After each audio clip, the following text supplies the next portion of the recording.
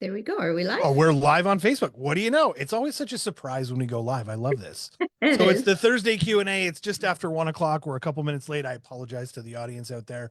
But we had to, well, we're waiting for Karen, who doesn't seem to want to show up today, which is fine. I'm okay with that because I can carry the load on my own. I'm fine with it. She may just pop in at some point without even telling us. So that's great. On live today, we've got an incredible guest. I love travel. As a kid, I grew up traveling. My family did, we did a month in Europe and this is before GPS. And we went from Paris down to Saint Tropez and across the Mediterranean all the way along. We went through Yugoslavia before that was gone, which was cool. Wow. This was a long time ago. We're talking, I was like 9 years old when this happened. So we did a month traveling around Europe with no maps. We would stop in the middle of nowhere, like when it got dark, when there was a hotel. Like there was no Wow. plan in place, which That was is crazy. awesome.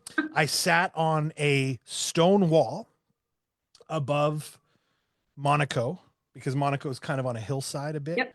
And I sat on a stone wall above Monaco eating fresh baguette and deli meat out of a shop from down in the city that we just drove up, and we sat there and just looked over the city of Monaco or whatever you want, the Yep. province. I don't know what it's called, but and it was the most incredible like trip I think a kid of that age could have ever gone on. And I think this resonates a lot with you, Cynthia Davidson, Yes. who is our guest today, who is, well, I'm going to read some stuff. My wife sent me stuff and she said, don't Okay. read this because it sounds Don't like read you're it. reading it. So I'm going to preface it with it sounds like I'm reading it. Okay. But she's the founder of an award-winning travel agency. We just talked about awards, which is hilarious, but award-winning travel agency, Beaches and Beyond. She's been a travel advisor for nearly 20 years with a background in medical sciences. I want to get into this part because she says she has a passion for geography and ocean patterns, which is fun. And her love for nerdy science stuff inspired her to explore the world through travel. And she's recently rebranded as Rivers, Oceans, and Expeditions. Cynthia, she specializes in adventure and expedition and small ship cruising, which this is like my jam. Now, I know we haven't transacted anything with me yet because COVID and busy and all the things we've Hey, been that's doing. fine. Yep. But this is something that excites me to know and to know you, Cynthia. Welcome. Thank you. It excites me too. I mean, it's my passion. Yeah. So, So let's start with so you're like effectively you're a travel agent, but you specialize in this adventure travel. yes. Let's start there. What does that mean? Um, it just means, I guess, getting off the beaten path. There's nothing wrong with a good, what I call fly and flop, which is a typical all-inclusive beach vacation. That's We my favorite term of the day. we all love those, it's time to relax, unwind, and just do nothing. Um, I've done enough of those. I've booked tons of them, and I just find it's the same. And when I do go to an all-inclusive now, 2, 3 days and I'm done. It's boring. I can't just sit there and do nothing. The other thing that I've kind of come to realize is that you're not really now, sorry, I have to maybe change this up a little bit. You are sometimes, and it totally depends on the resort itself, but you're not always really giving back to the local community. You could be anywhere in the world Hmm. and it's the same. Like, okay, maybe the beach is slightly different, but all your drinks are included, all your food's included. They have an Italian restaurant, a Japanese restaurant, and like whatever type of restaurants they have, a buffet, and it's the same thing every day. So I just getting away from that puts a little more adventure on things. Now, of course, you could go to an all-inclusive that has all that plus more, or maybe even a little bit less. The big thing is getting off that resort and exploring the destination, and then also trying to make travel a force for good, where you are getting out there, spending money in their economy to help support them and help support the people who want you there, right? As opposed to just this. So let me just ask this. Is that a bit of a dirty little secret? Like when you're on the resorts, you're not really fully spending into their economy as much? Not as much. It really depends on the particular resort chain though. Mm. So some do. Of course, some are excellent, some are very like they focus on sustainability and all of that stuff, like all those buzzwords today, the environment, no plastics, single-use plastics, all that Mm. stuff. And so some are really, really, really great. Don't get me wrong. But if you are going to one of these major chains that are all over the world, chances are only about 5 to 10% of what you're actually spending on that trip is staying in that country or in that local economy. So when you think about that, if you really want to get off the beaten path and start, oh, here comes Karen. Yeah, Karen decided to show. It's Um, fine. and really start trying to make travel matter, Mm. you got to get away from some of that, and or if you are still into the all-inclusive scene, do that, but make sure that you are getting off that resort to explore a little bit. So One of the most interesting off-resort all-inclusive situations I did, just throwing out my story because my story is probably boring compared to yours, but no. we went to Aruba for my honeymoon. We met another couple there. The gentleman was a cop and they were from Toronto. We saw them on the Mhm. plane on the way down. Probably happens all the time with people. And then we ended up becoming friends with them, and we still know them today. Like our kids ended up playing hockey together, and we live in completely different cities. It was kind of crazy. And we went to a place in Aruba called El Gaucho. I don't know if you know this place or whatever, I because think I've heard of it. it was the resort was new at the time. I forget the name, Mhm. Omni, I think it was, but I don't even think it exists anymore No, that because we've doesn't been sound married for a long time. This was our honeymoon, and we ended up driving through. This is what I wanted to ask you about off resort travel. Let's start here with this sort of topic, just because I think it's interesting. Mhm. We drove through this town and the cop who was with us was freaking the F out because we drove into a ring of security guards with heavy weaponry, which we would consider, Yep. into this restaurant. So talk to me about safety when it comes to off resort travel. And I'm specifically talking about resort towns and Caribbean type places. I'm not necessarily talking all over the world because this is not necessarily a thing, but talk to me about that a little bit. So first, it does come down to your comfort level and how comfortable you are. Say, I don't know, would you rent a car and drive around Mexico, or at least in the, say, Mayan Riviera or up into the Playa Mujeres area, something like that, like kind of the Cancun area, Right. Tulum, all of those places. I would, and I have, and I Hmm. do. Hmm. Um, it's my comfort level. That's not everybody's comfort level. There are people who won't even step foot in Mexico. Mm. They think it's big bad cartel. I've not found that. I feel like Mexico is my second home. Not just to focus on Mexico, because even Dominican, I felt um I guess let's just circle back to your question here. Depending on your comfort level, stick to a reputable company to do some of these tours that are handled off resort, if that is what you do want to do, for a little bit more adventure, because I do like adventure. But yeah, I mean, are there places that I would not rent a car? For sure, there are. And It you just have that in your head, and you would inform your clients of these things as they decided to do certain things, right? Yeah, but again, it always comes down to how much of a risk taker are you and what Right. is your comfort level. Yeah. There are people that go to an all-inclusive resort because they want that safety of being, I don't want to call it a compound, but being, you know, inside the gates where it's safe, secure, and they have no intentions of leaving except to get on the bus to go back to the airport. And that is it. So So, Cynthia, hi. Karen. Hi. Hi, Glad I'm you so could make sorry it. I'm late. I'm Glad you sorry could I'm make it. late. There was a party going on in our office, and so I was there, and then I ran out of the party, and then my Why computer was wasn't I invited to the party? Why am I sitting here at Yeah. home? This is ridiculous. We could have done a live from the From the party. party. Yeah, what are we doing Okay, here? come on. Um, so the interesting thing about I think I mentioned that I've done some pretty cool stuff. And the person that came along with us as a kid, when I was a kid, was this lovely lady on the screen, Karen.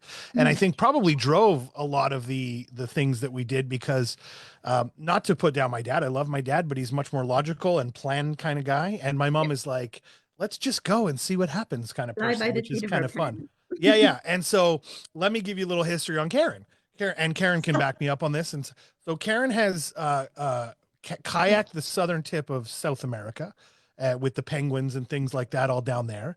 And She's you- rowed on the Danube and the Thames and a whole bunch of different places all over the world Mhm. because she used to be a pretty high level rower. And what else, Karen? You've traveled quite a So- bit. Like, So, you talk about, I just want to revert back to the fear factor. So it was really interesting because I got a divorce from my Justin's dad. dad. And it was really funny because I decided, well, I'm going to take a really interesting trip. So I flew down to Nashville, rented a Porsche Cayenne with a convertible, drove from Nashville to New Orleans, and got into New Orleans to the or not resort, but the hotel. The guy opens the door to the car, and the first thing he looks in and he says, "Oh, there's no man there." And I said, "No." And he said, "Well, I don't want you walking around alone ever." This was in 2000, right? Yeah. And you don't say that to me. Right. Because in the morning I'd run all the streets because I was a runner then, and I'd run all the streets. And it was interesting because I think, Cynthia, that if you have a fear, it's going to emulate towards the people that want to attack you. Yeah, they're gonna know. Yeah, they're going to know. They're going to know that, oh, look at that. They can tell that these tourists are the ones that we Right. should We're be. gonna pick on them. Yeah, right? exactly. They'll be Yeah. And easy, so, yes, you're right. You stay in that resort if that's the kind of person you are. And Yeah. and it's very, but yes, I've kayaked all the oceans of the world. I've rowed all around the world, and I've had a blast. She almost died in a lake in Ireland, was it? Yeah, When in that storm Ireland, caught you in Ireland and it almost knocked you we over? almost drowned because Oh, wow. our rowboat was sinking and there was a storm that hit us and just Wow. suddenly. And so it just sunk the rowboat, and they had to rescue us by helicopter and whatever. But the one that was more Right. that, and I'm sure you have lots of stories to tell too. I'm getting there next, so let's go. So one last story from me was we were on the Pacific Ocean in Tonga, and we were kayaking, and I was kayaking with a very good friend of mine who I've kayaked with before, and I trust implicitly. And all of a sudden the storm came, because that's what water does, right? Yeah. And so below us was 10 feet of water, and so we were on top, and it was like, wow, and it was fantastic. But the fear factor was there. I just yelled out, I said, "I think I've written my will. I'm not sure." Well, I do have a post on one of the social media channels of my experience in Antarctica kayaking with humpback whales that weren't too far away. And the choice words that were coming out of my mouth, I cannot repeat on a live Facebook here. But I did post it and beep some stuff out. And I think I called my husband a few names at the same time because he kept going towards them. And I wanted him to kind of back off a bit and just let them go by. It was the most incredible experience, and I would do it again in a heartbeat. And I know. It's actually the interesting part about that. And we've got so connected with the world when it comes to social media, because I can just open my phone on TikTok and see people's interactions with whales and things like that. They're way bigger than I think we think they are when we see them online. Oh, if I'm not... just a little. Yeah. Yeah. So let's talk about let's talk a little bit about why travel. So I know for me, like, travel draws me in because my parents were travelers. Like, we went places, we went to Europe and Right. Hawaii and all these things that we did over the years. And I'm just drawn to it. And I love the excitement that builds when you're about to get on a plane and go somewhere and all the things that are involved in that. Mhm. And I just love exploring the world. And to your point about like comfort levels, like I have a high tolerance for things like that where I can go out and do things and not really think about it too much and just kind Right. of get it done. So for me, like, it draws me in. What drew you? What was the catalyst to draw you to this industry to be a travel agent the way you are? Um, it was on to be completely 100% honest with you. I used to be in, like I said before, or you had said, medical sciences. I worked in a lab, I worked at a pharma company, and I physically could not, due to a rare condition that I have, handle night shifts and all of that. My body just couldn't handle it. That was kind of like my love was science medicine. And I went off on disability, couldn't, it was like kind of bored and stuff. I went back a few times, and then the last time they're like, we love you, but every time you go off, we have to train somebody new. And I Mm, understood that it's not right for a corporation to have to constantly pay me to be off, right? right. So they ended up letting me go, obviously legally with a buyout and everything. And then I'm at home and I'm bored. I'm like, well, what's my next thought? I love to travel. Travel is kind of cool. Is there something I can do like that will keep me busy and happy and all of that? So I found out that yes, wow, I can do this from home. I can kind of be my own boss. I can do my own thing with the backup of like a parent company, so to speak. So I started to get involved, started to train myself, had some training, but honestly, not a lot. I'm all self-taught, which is kind of crazy. And then I did proceed to do more formal training, got some certifications, all of that. And here we are today. And I've changed names, as you know, a couple of times. And so I did start with the all-inclusives. I've done a ton of destination weddings, not my jam anymore. Now I'm getting into the more, I really want to see the world, get exploring. So, do I consider myself a tourist or a traveler or an explorer?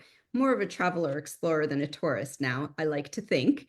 And I just really feel that travel brings the world together. And it also teaches us so much more than you could ever learn sitting behind a computer, anything like that. It teaches you all about like different cultures and why different cultures do the things the way they do.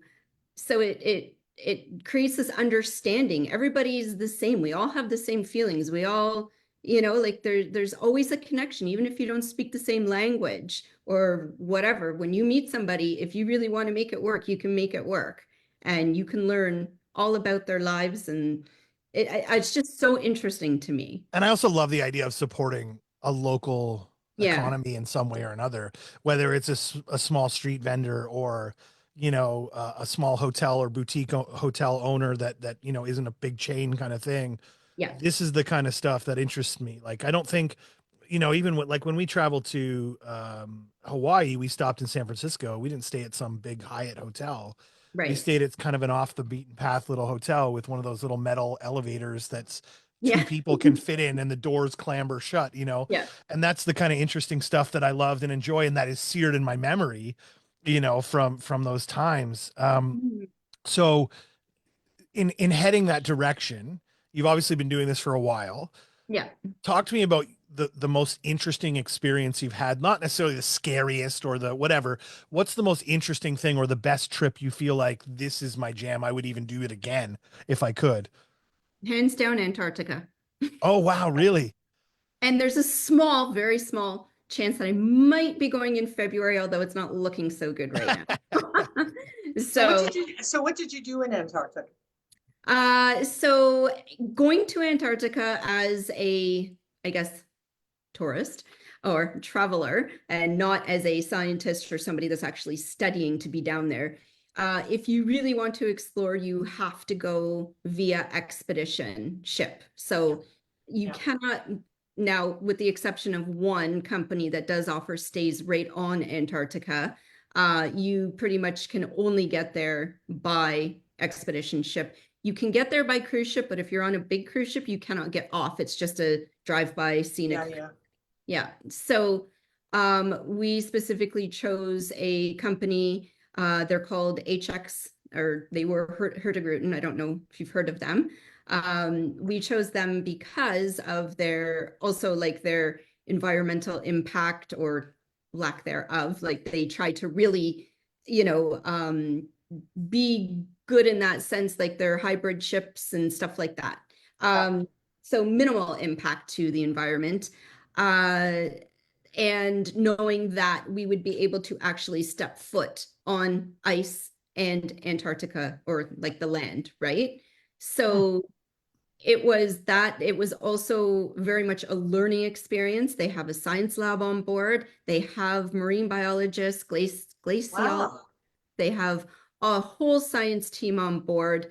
I want to say, And can you be a part, like sort of yes, see what's going, like you're a part of this almost? 100%. Oh, that So gives me goosebumps. That's so incredible. You can go out on the Zodiac boats, or they're called, Yeah. it wasn't Zodiac, sorry, I should be careful with that. They're rib boats, rubber inflatable boats, because the Zodiac is brand name, right? It's like Kleenex and tissue. Right. So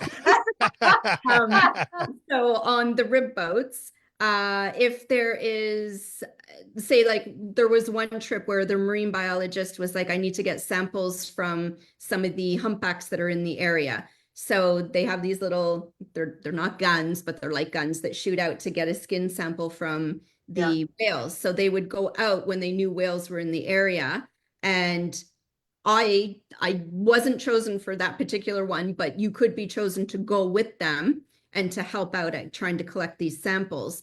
That's fantastic. Yeah, so it's very, very much an interactive type. Wow. So you went there. Now you want to go again. Oh my God. I want to go right now. So do I. So is this something that if I called you up, Cynthia, I could say, hey, can you set me up on this trip, and you would set it all up for us? 100%. Yes. Oh, okay.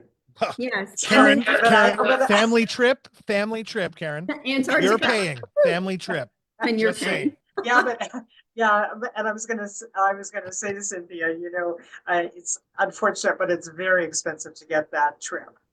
It's not a cheap thing to do. No. I would say for most people, because I'm doing it again. For most people, it is a once in a lifetime. Right, Yeah. right. For Yeah. sure. Yeah.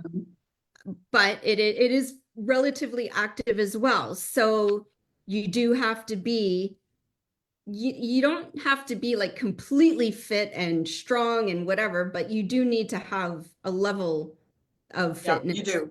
Yeah, to Right. be able to even just getting on and off the rib boats and the little hikes that you would do on land and stuff. And it was such an incredible experience. And on the flip side of that, I have also done the Arctic, which was very interesting. Yeah. Oh, But that's it was cool. I've never done that. So It was extremely different in the sense that you can live there. People do live there. So we did get to, we went to Pond Inlet, which is actually in Canada. It's in Nunavut. I think it's in Nunavut. Yes, I'm pretty sure it's part of Nunavut. And we came into the community. Most of them welcomed us with open arms, and they put on a whole entire, I guess, like presentation / play, I don't know, to teach us all about, again, like their ways and what they do, what the kids do for fun, and all kinds of stuff like that, to basically teach us about their culture. And it was so very interesting. And then we went over to Greenland after that, and again learned about the Inuit in Greenland. So it was really, really cool. So Pond Inlet is in Nunavut. You are correct. Okay. Well, I couldn't remember. It's it's a pretty vast area. So yes, but we flew into Resolute Bay, and that was an interesting experience because we were on pretty sure it was a 737 plane. So 3 seats all the way back. Yeah. And we landed on a gravel runway. So it was watching from the window going, I don't see a runway, I see dirt. Is that where we're landing? And sure enough, it was. And yeah, thank goodness the pilots were well trained in flying up north like that. And we did have to, it's so far north, we had to stop in Iqaluit to refuel to get up to sorry, not Pond Inlet, Resolute Bay. And when we were in Iqaluit, the locals brought us Tim Hortons. Coffee. It was great. So that, and then that's hilarious. One more thing, sorry. The Resolute Bay, you are so far north there. Somebody was asking about, how often do you get to see the northern lights in the winter and all of that. And there was a kid that was talking to us, adult. He was, I think, 19 or 20 years old, telling us and teaching us all about his life in Resolute Bay. And he goes, oh, no, we're so far north. We call those the Southern Lights. We don't see them up here. That's how far north we were. That's It was crazy. incredible. That's So crazy. Now those sound like very cold trips. surprisingly, it is colder here today than it is in Antarctica. Well, there you go. So that I mean, answers my question. I'm talking not the middle of Antarctica, like not the Not the middle of winter. Yes. Yeah, I'm talking like where you would be doing the expedition type exploring. If I had something in mind and I was like, I'd love to go to whatever, and I have no idea how to get there or what to do, you could piece these things together for me. Is that kind of what I'm getting here? Yep, for sure. Yeah, because I'm like, even down to like hotels and all the things you could take care of, like, Yes. because I feel like, you know, I don't know what I don't know. And I'm sure I could Google, but it would be nice to have a resource like yourself that has some understanding of this world and the things that are going on and connections in different places around the world to be able to do this stuff. And that I do have. So I just also came back from And I think it's also a price comparison and pricing. And you know, Cynthia, tell me if I'm wrong, but you know, you just don't want, somebody just doesn't call you up and say, oh, I want to go here, and they have an unlimited budget. You know, they have budgets. Sometimes I do. No, I'm sure those are the fun ones. Yeah, there's typically a you know, I know that some of these really kind of neat trips are very pricey, and so there's where Cynthia comes into play, and she probably, well, let me see what I can do. Yeah, that too. And you know, some people do have unrealistic expectations, so I try to help make them understand that, you know, if you're only willing to spend this amount of money, this is what you can do. You're not going to be able to do this, or maybe not, you're not going to be able to, but you're going to have to up what you want to spend to be able to do this as opposed to this. So so it is, I like to say, what are you comfortable spending as opposed to what's your budget, right? So if you're comfortable with this amount, and you know, if I find something that is really great, but maybe a little bit more, are you okay if I present that to you? Most are, because, you know, they want to see what they can get for their money as well. So, some of these are crazy priced things to do, but there are ways that you can do them and it not be so crazy. So, you know, just different companies and stuff. Well, I think that's a great point, because travel, you know, is becoming an elitist thing in a lot of ways, where, especially with the price of fuel and things like that, it's just becoming pricier and pricier. And yes, I know there are, what did you call it? The fly and flop vacations. Some of those can be very inexpensive. But I was going to say, even those are getting super expensive. Yeah. And one of the problems that I'm facing with that is looking at an all-inclusive and being like, wow, that I don't know if that is worth that price for this property. Right. And then it's like, well, if you want something a little nicer, we're going to have to go up. And most people, you know, they want to get the best bang for their buck. And it's getting more and more expensive lately. And I know a lot of people are complaining about the pricing, and you're right. It is, you know, it used to be you could get away for $1,000, $1,500 and get to a really nice place, destination, whatever. Now, I mean, if you want something that is probably going to meet your expectations and needs and wants, you're probably looking at a minimum of 2,000, you know. So I did that Aruba trip. I think we talked about, it was two of us, all inclusive, in 2007 or 2006. And it was $2,400 for two of us, all inclusive, for 7 days, including back flights. then. That's expensive. But it was a brand new resort, and they put us on the top floor with special access with a special band, with a whole other level with set of foods and different things, and a special. So you went all out. We went all out because it was our honeymoon at the time. Right. But even at the time, like, while that was expensive at the time, it was also inexpensive compared to a lot of things we saw around that were, I think we got a better deal because it was a brand new hotel, right? Probably. And it was literally the first 10 days in existence. Right. In that hotel. So they had just rebranded it to Omni from something else. That's nice. So I think it was Omni. I can't remember exactly. Okay, so what Yeah. would one expect out of a fancy, not a fancy, but an exhibition or like some sort of a vacation like these? We're not talking you're going with like your nice dress shoes and like you're showing up with like jeans and sweatpants and you're getting into Hiking the boots, hiking boots. your hiking boots and things like that, right?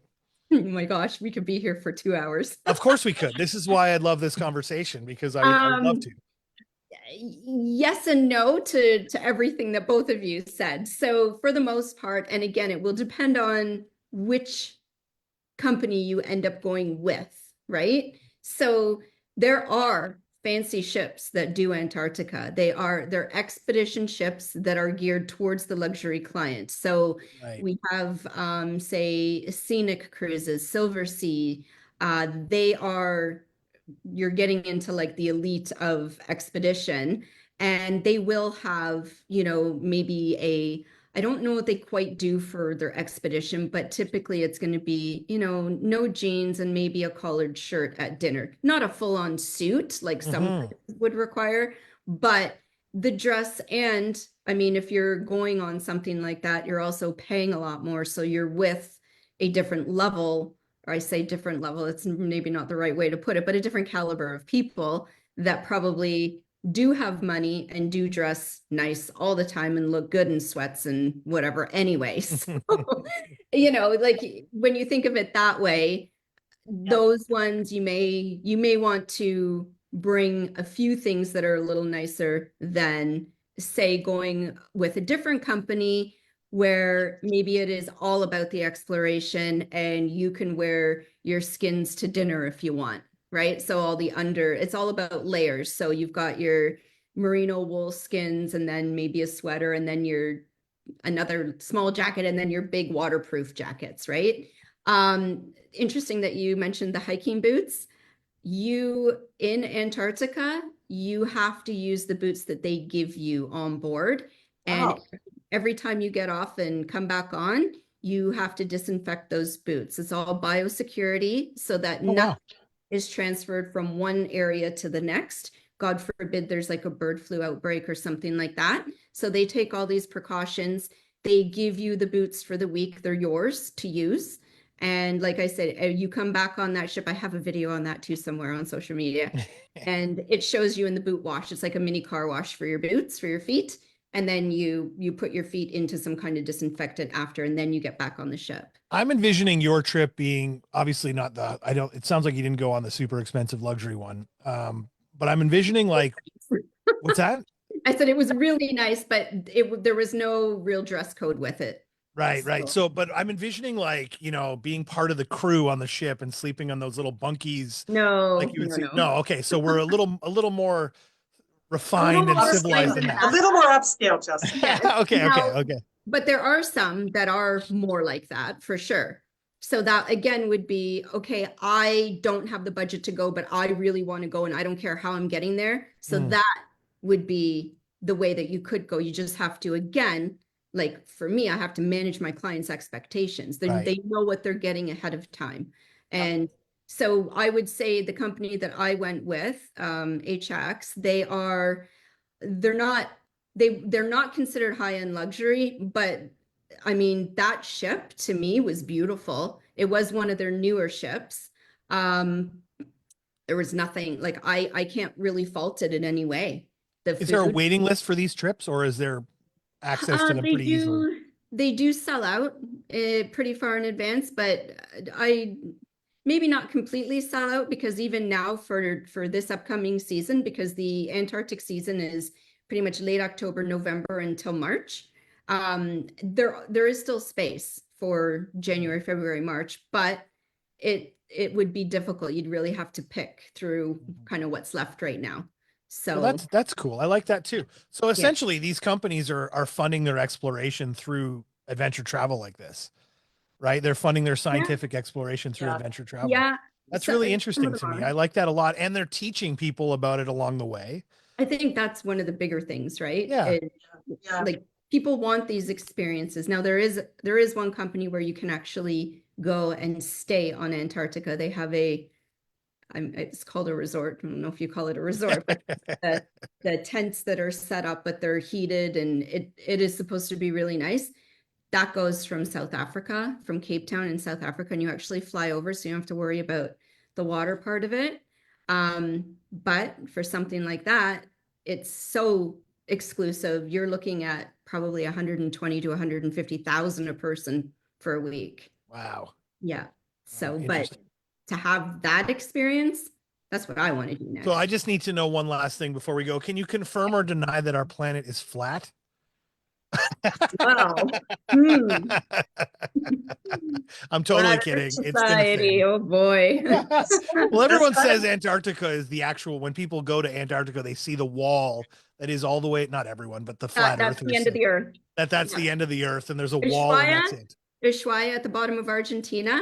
It Mhm. actually, I think it says end of the earth or something like end Yeah, of the that's right, it does. Yeah, Right, end of the right. world, I think it says. So yeah, there you go. Interesting. Must be flat. All right. Well, we won't answer that question today. But listen, if you want to get a hold of Cynthia, we're going to put a bunch of her details in the comments in this video below, and we'll get on that as soon as possible. And thank you for coming, and we really appreciate Thanks you for talking about having this me. No, very cool topic. I'm glad Cynthia, you made it was a Karen. pleasure to meet you, and You too. yeah, it's funny we haven't bumped into each other on the oceans anyway. No, I'm kidding. It's Maybe a big we planet, have, and Karen. we just don't It's a big recognize planet. each other. It's a small world, though. It is. You're right. Yeah. You're right. It's So, so funny. Yeah. All right, folks. Thanks for joining us. Appreciate your time today, and we will see you soon. Thank you. Cool. That was great. That was We're great. not live anymore? No. No. Okay. As soon as it stops.